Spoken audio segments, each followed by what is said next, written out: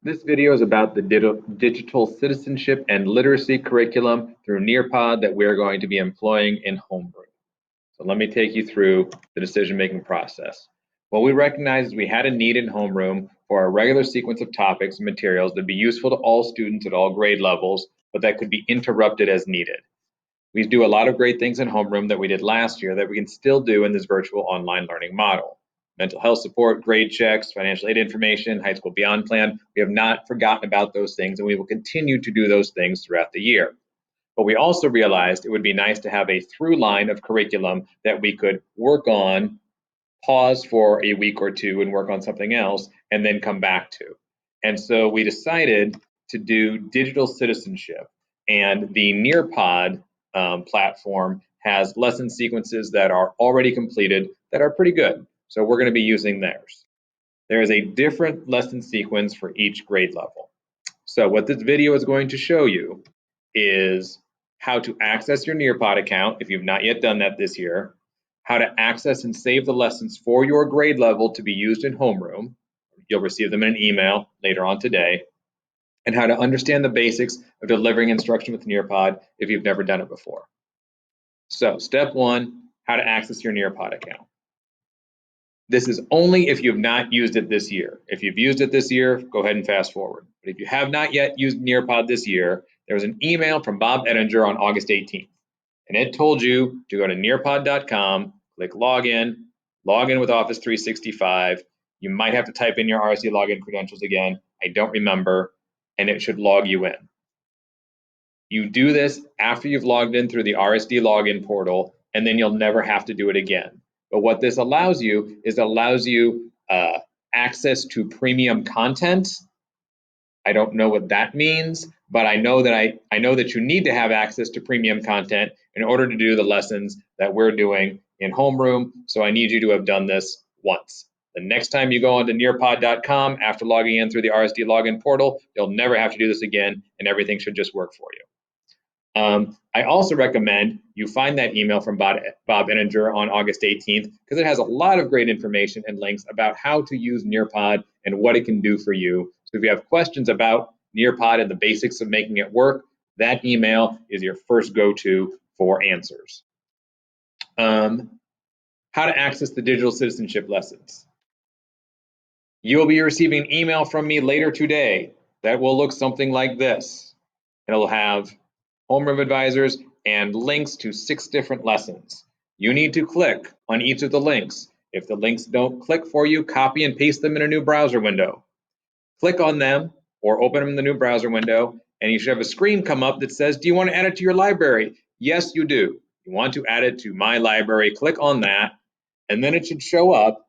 When you go to nearpod.com, it should show up in your library, something like this. You're going to repeat that 6 times for the 6 different lessons.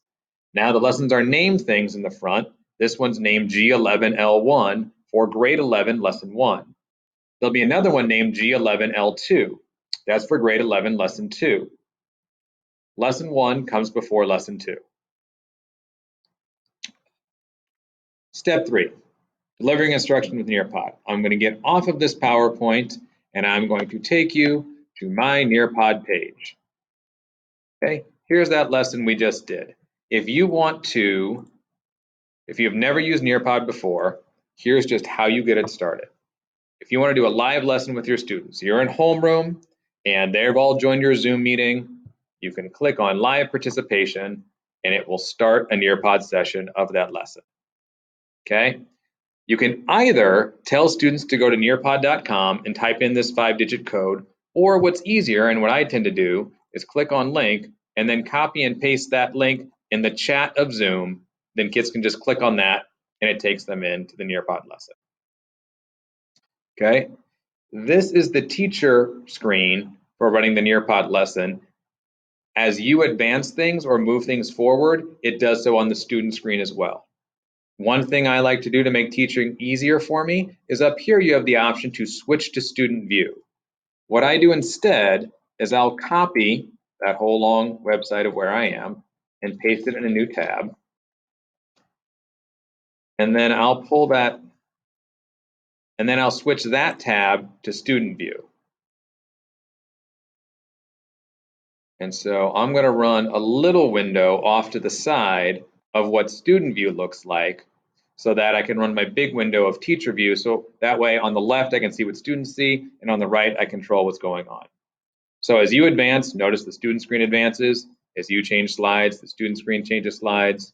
As you advance, central question. And if you haven't used Nearpod before, there's different activities. The first one on this one is an open-ended question. You can see for the student, it's asking them to look at this photo collection.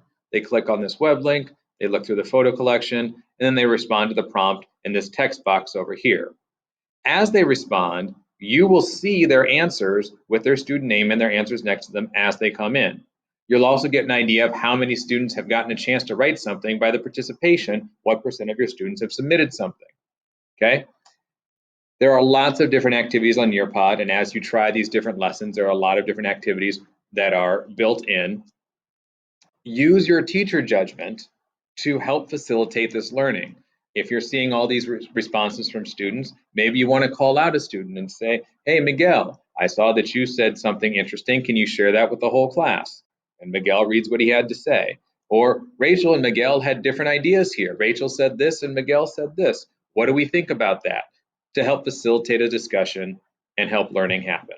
I trust your teacher instincts and your teacher skills to make this work well. I also suggest you preview these activities before you actually sit down and do them live with your homeroom class, or you know what, don't. Everything's just a high wire act this year anyway, so it's up to you. If you made it this far in the video, awesome. When you're ready to end your lesson, you will not be able to finish one of these Nearpod lessons in a 30-minute period. You'll have to break it up into different sections. Notice you're at screen 7 of 34. You might want to make a note of what screen you ended at, so you can go back there and start there the next time.